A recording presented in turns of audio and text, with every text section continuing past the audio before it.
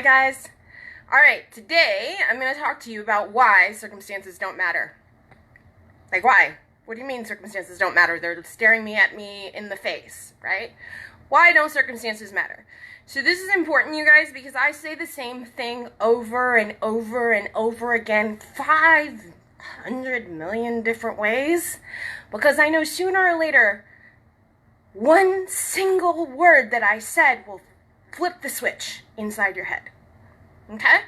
So the reason circumstances don't matter, why it is so important for you to understand this, is the only reason the circumstances exist is because of your story. So I'm going to describe this a little differently, because the truth is, I may be one of the very few people in the world who describes behind the veil from outside of it. Yeah? Okay? Meaning that I see through walls, through time and space, and everything, because the whole thing is you. All of 3D is made of your thoughts. This creates your 3D box, prison, whatever you want to call it. This provides you the puzzle, which then provides you the solution. Meaning, God's ideas are whole. You get placed into a situation in which you will be challenged in order to discover whatever it is that you want to create. And when you know this, when you know God's ideas are whole, you're unperturbed by whatever has happened. All right? So if you understand all of this, then the reason circumstances don't matter is because the only one who has ever created any circumstance ever is you with your story. So let me explain this part to you, because I understand this perhaps is the most confusing part of our lives, and this is the part where we question, our reality a little bit. And I understand this, because you'll say, how could I have created something if it was there before I got there? Like, how? What? I don't get that. And I understand that moment. So I'm going to break it down in a totally different way. We understand that life is known as the mortal dream, and it is therefore a dream. We are here to awaken from this dream and understand that everything is our creation. Until we realize this, we don't have control over our life, over our circumstances. Things appear to be happening to us instead of for us, and we're confused by everything, to be honest. And this world seems upside down. That's only because we're looking at it incorrectly. We're looking outside without understanding its creator is inside. That's a very important distinction to make. It is crucial. Otherwise, you don't realize that your obstacles are self-made. You don't realize that whatever goal that you're trying to achieve, you have already achieved it. You don't realize that the reason the circumstances are appearing the way that they are is so that you can achieve it. And so, in essence, until you realize that you are not your circumstances, but your circumstances are most definitely you, you can't make that distinction. All right? So this is really, really key, because this is more about, can we make the unconscious visible? So what exactly is on display? Like, if everything's you, what do you mean by that, Sin? Well, here's what I mean by this. Okay? I mean your wounds and all the experiences that you've rejected and all the things that have ever hurt you and everything that has ever made you happy, everything that has ever brought you joy, everything that you've ever appreciated, everything you haven't appreciated, it's all floating around. It's all you. The design is literally the coolest thing in the world. It's kind of like a triangle. And what you feel is in direct, proportionate, equal value to what you've given. So you're like basically in the center of this triangle, and it gives you this continual feedback loop. Whatever it is that you say goes, then the triangle appears as you are, and then what you feel inside when you have judged this thing, whatever it is that you think you're looking at outside of you, that's actually inside of you, that is you. and it's always you, and I know it looks like other people. No, the one expresses as the many. I think we're clear on that by now, right? Most people, the problem they have is they don't understand how. So I'm explaining how. Your experience is God. That's universal. It's universal, it's universal, it's universal. Okay? So we're not excluded from suffering. We're not excluded from any of these things in ignorance of the design. We have to fall into the design in order to appreciate it. So in essence, what's happening in this moment is the only thing on display is all of your experiences, disguised as other people, places, and things. And I mean this sincerely. I mean every building, every city, everything, the way that it appears to you only appears to you based on your specific memories, okay? So the veil is exactly the same for everybody, but the point of perception is different.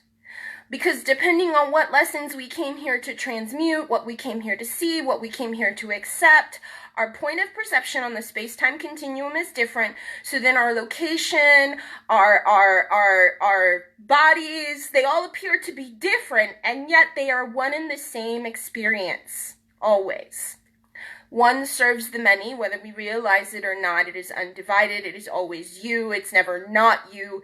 And our problem is that when we judge something apart from us, we forget that they're not. And so then what happens is if we're not kind, if we're not loving, if we judge this, if we create that kind of story within ourselves and we judge that thing apart, then that is the reason for our suffering. Because in truth, the only thing that the reflection is showing is your story within. All right, so getting back, I'm sorry, I had an ADD moment and I totally got off track. Sorry. All right, going back to our topic. How is it possible that these things appeared before you are? So I've explained this a few times, but I'm explaining it in terms of a dream. All right, when you dream, no matter how old you are, if you dream you're a 5-year-old child in a candy shop, if you dream that you went back in time and you hung out with your parents, or if you go back, way back in time to some era, or you go way into the future, or whatever dream you have, okay? For the most part, when you are dreaming, you don't know that you're dreaming, so you've been sitting there, and all of these components are there, okay? It's like they were there before you got there, but you don't question it. Life is exactly the same way.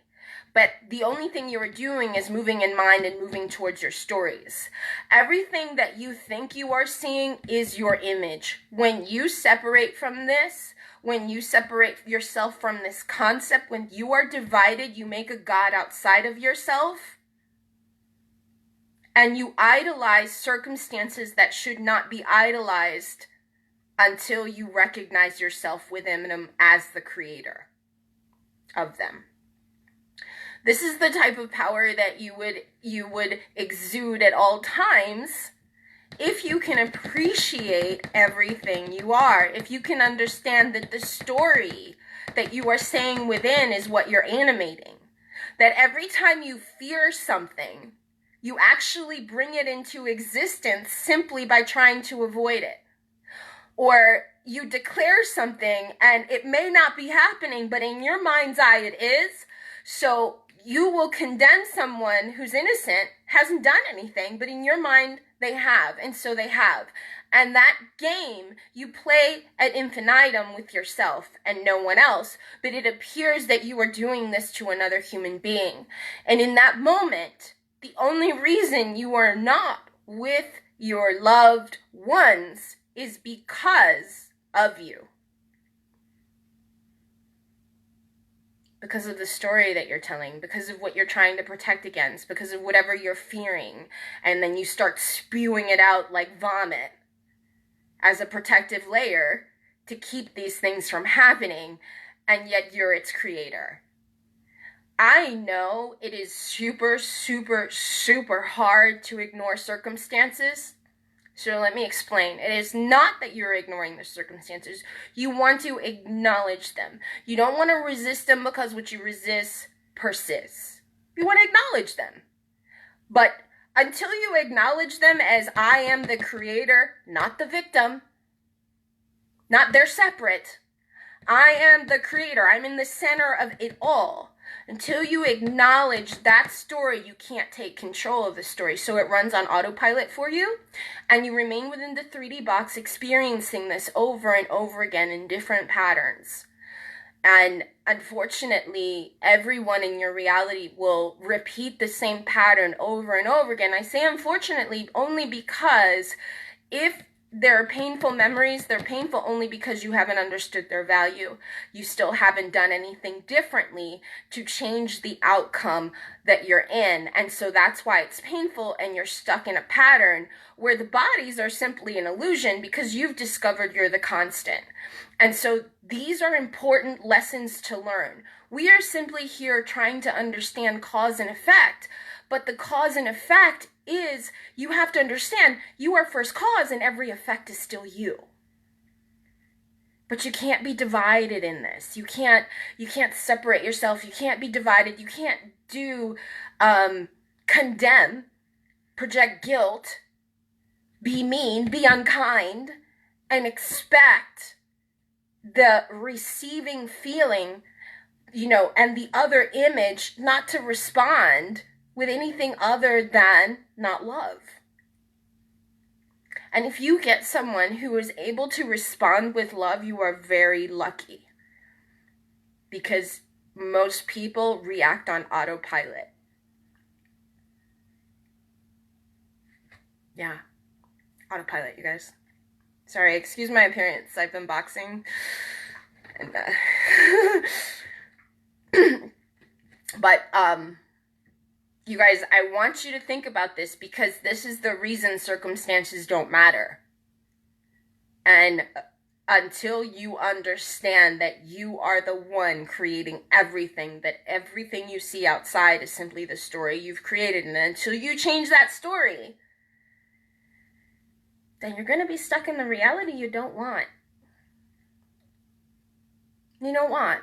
Yeah, every time you say, here, I'll give you a good example of something that happens very often, and I even do it so I can recognize it in myself, right?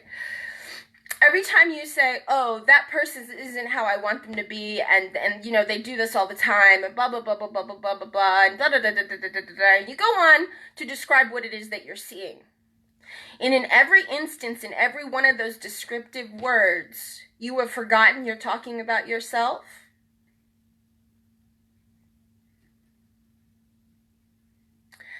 Then you will not receive love because you're not being love. You're being divided. The divided being will not experience the joy of that force. You know what force I'm talking about?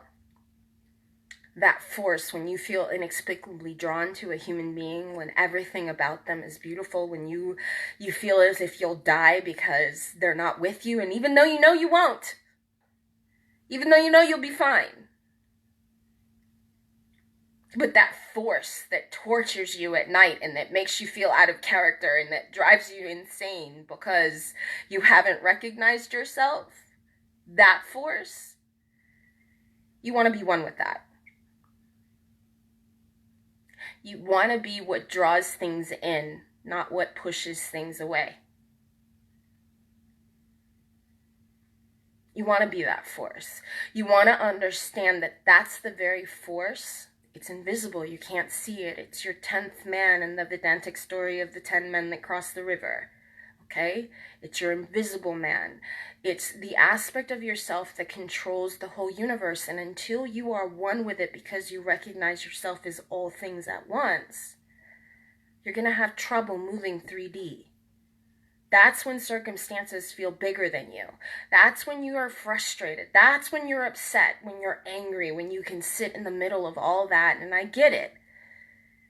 And you can feel those things. There are necessary things because how else can we teach creators how they manifest their own reality if they don't understand the consequence of their actions? Which is why God made us the perfect little playpen to play. He called it the universe and said, have at it, and you're safe. Don't worry, because this whole thing is imaginary anyway, and you're perfectly safe no matter what you imagine. But the beauty of this playpen is that if you know everything is you, and you treat it with love, and you treat it with kindness, and you're not shouting out your fears at it, and you're not treating it like the enemy, and you're being love, and you're at peace no matter what, because you don't need someone to love you. You already love. Yeah? When you're at that vibration, everything is drawn. Everything wants to be with you. Everything loves you. The quality of your relationships change. They want to talk to you all the time. They want to be around you. They love you. This is the promise. Because only in love is love reflected. God is a jealous God. That means God don't play that, homie. What I mean by joking is all or nothing. All or nothing. That's what God says. Either you remember I am all things or you get nothing. But I'll give you everything if you can remember that you are everything. That's the design. And to the degree that you can accept this, to the degree that you can be kind, that you can be loving, that you can be accepting of everything that you are shown, even that which does not appear to be you, you change everything about you. You change the frequency, because you're no longer projecting separation, hatred, judgment.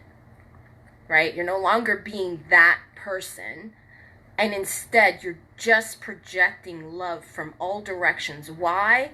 Because everywhere you look, you see yourself inside every human being. Everywhere. I don't care if the body is Asian. I don't care if the body is blue. I don't care if the body is Jesus. I don't care if the body is Krishna. I don't care if the body is Rumi. I don't care if it's an obscure princess from Persia, okay? All bodies are you. And when you see the beauty of that, when you truly recognize the image within, you will see that you are the constant, that you are the body that everybody loves, that you are everywhere on display. And you'll see that every time you do something to feed yourself, to change your perspective, to educate yourself, to love on you, and to really truly appreciate all the experiences that formed you, that made you into who you are, when you take that time, what you will notice is on display, you will see everything that you put into your mind, and these people will appear to show you as you are, and they'll all sound like you. It's so beautiful. They all sound like you on different times. Like, you'll see your 5-year-old self, you'll see yourself as your mother, you'll see yourself as your grandmother, you'll see yourself as your child, you'll see yourself as your aunt, you see yourself when you used to be this famous celebrity, you'll see yourself as Michael Jordan's coach, you'll see yourself everywhere, okay? Suddenly people will be like, hey, Cindy, did you hear about this person? Do you know who this person is? This person sounds just like you. And then somebody will go again, hey, Sin, look that person on TV, look at that commercial, that's you. Or they'll go all over TikTok and they'll notice, oh my God, look at all these positive messages. They're all you. Can you see yourself there? And you're so in love with it because you recognize your image everywhere. And the thing about it is that is available to everybody right now. If only you could be present. If only you could be in love with yourself. If only you could stop resenting all the experiences that caused you the pain you needed to feel so you could understand the consequences of your actions, and so then you could love yourself even harder, so that suddenly now the love that you want to receive, you are definitely receiving, because now you are giving to yourself what you should have been given to yourself in the first place. That's the difference. That's the difference. You guys, I have said this so many ways, and everybody always asks me the same question: how do you choose yourself? How do you get chosen? And you literally have to choose yourself. You literally have to choose yourself. You literally have to start caring about you. You literally have to stop resenting any experiences that caused you pain.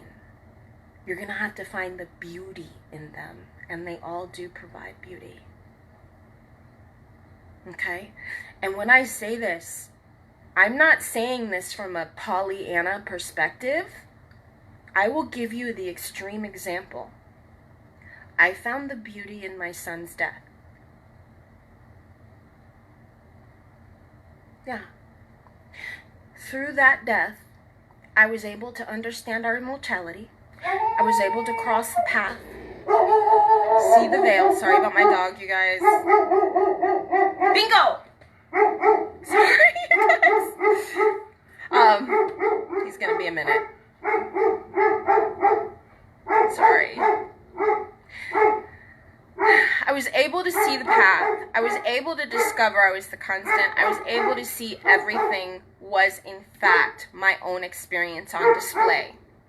As a result, what I did was I set up a practice in which I was able to help anyone in need. I did not go out of my way to search for anyone to help.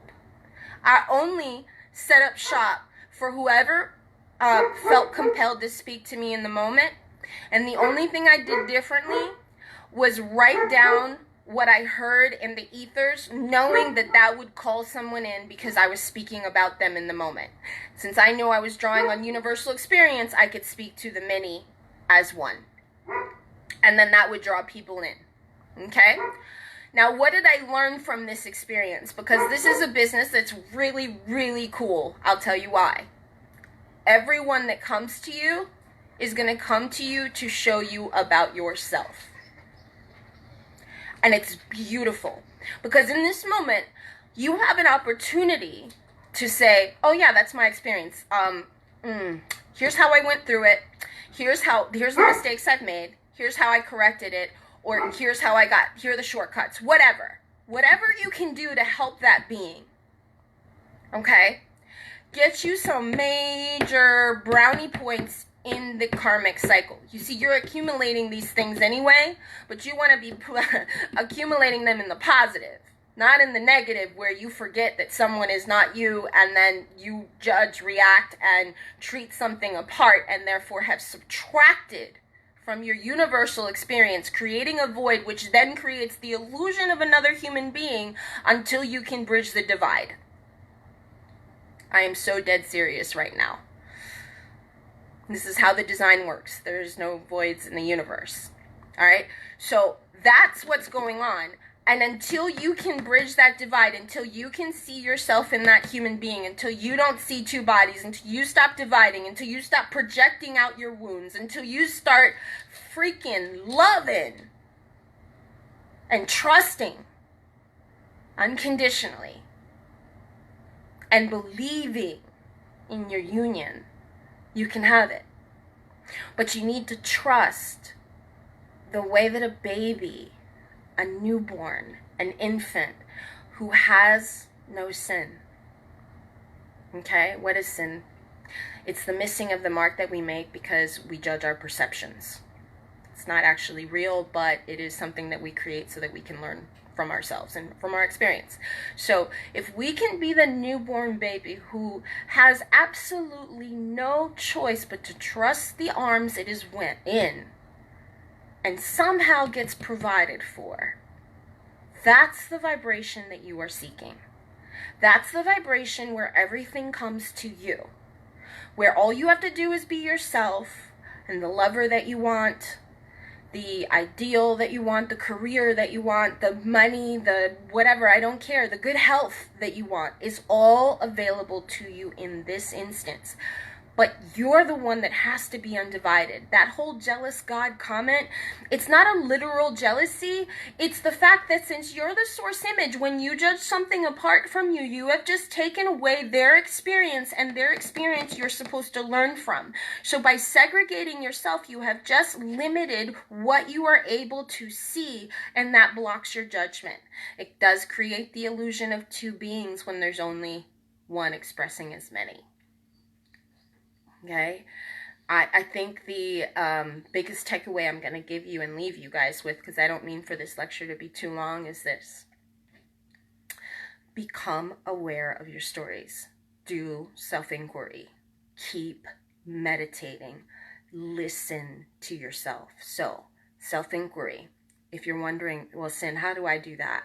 All right, you're going to have to develop this practice. You're going to have to force yourself to do it if you're not already doing it.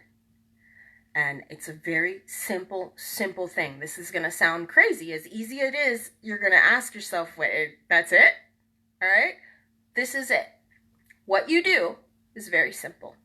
Relax and slow down your breathing until you have slowed down your breathing enough that you are consciously aware of only this. After you've done this, after you've consciously slowed down your breath, I want you to ask yourself only one question.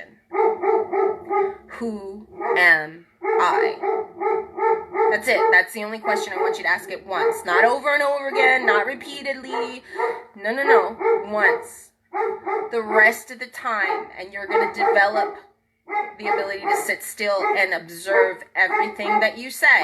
All right? You sit and you listen to the voice in your head. You just watch it. You just watch it. Now, I know that sounds like you're doing absolutely nothing at all. But in that moment, can I tell you that every fiber... Bingo! Stop! Shh. This is not working.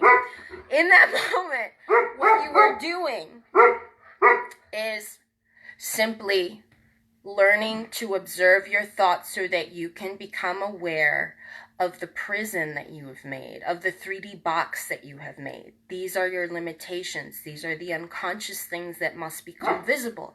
And if you do not become aware of how you predominantly think, you cannot see through your illusion.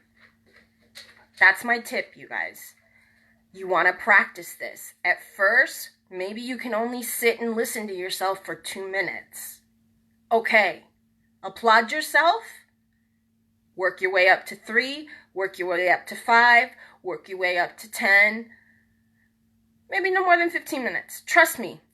If you get really good at this, you will come to enjoy this. You will also notice that you develop the power to develop your mind so that your will is stronger and your instant results happen faster.